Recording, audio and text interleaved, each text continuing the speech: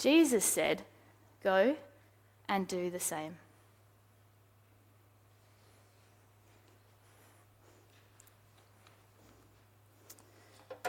Who is my neighbour? That seems to be the problem in this story. Who is my neighbour? Have a think about that question. I'm just going to grab my whiteboard.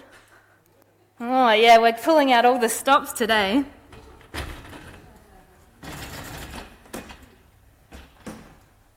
All right.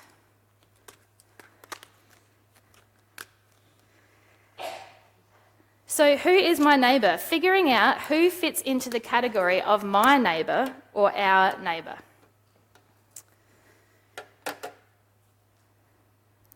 In this story, the expert on the law of Moses, he's an expert on the law, right? He knows the two most important rules in the law. And he knows that they are, the first one, love God only and love him with everything that you have. And the second most important rule is love your neighbour as much as you love yourself. He's not arguing about the first one at all, but he wants to know more about the second rule. He wants to hear from Jesus, who are the specific people that I should love as much as I love myself? I wonder what made him want to ask that question. Maybe he thought, well, I don't have time to love that many people, so I need to make a short list so that I can make sure I love them as much as I need to. Maybe there were some people that he hoped Jesus would say, don't worry, you don't have to love those guys over there. Maybe he thought there were some people who didn't deserve love. What I think was happening was that the lawyer, the law expert, was trying to find a way to put a circle around the people that he could call neighbour. So in the law of Moses that the man and Jesus are talking about, this law is a way of living that was given to the people of Israel. And these people were God's chosen people. And the law was like a set of rules for life and how to live in that community.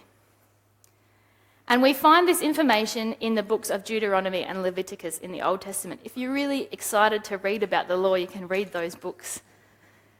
So when the law expert asked Jesus, who is my neighbour?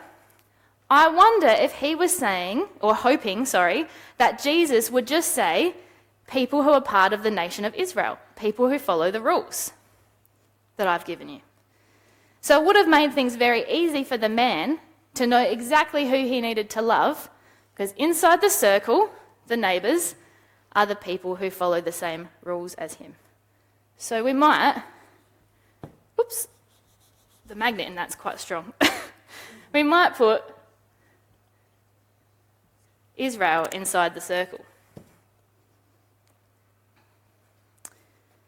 But the problem with putting a circle around,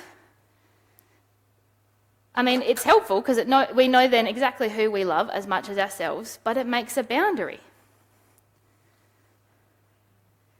And sometimes I think we all have our own idea of who is inside the circle, of where the boundary exists. Perhaps sometimes we think of this circle as people from this church, people who think like us, Baptists, or just Christians generally. Sometimes I think we can think of it as people who look like us. Maybe I might think people who are white like me. Or maybe it's people who are wealthy. Or maybe it's people who live in this area. Sometimes we can think of it as people who act like us, who follow the rules, who do the behaviour that we do. Sometimes we might think that it's people who make sense to us, who we understand. people who live the same way we do. We all fall into this trap, whether we realise it or not. I definitely do this at times, and sometimes the categories that I put inside the circle are very obvious.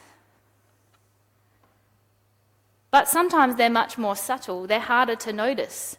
Sometimes I don't even realise that I've put a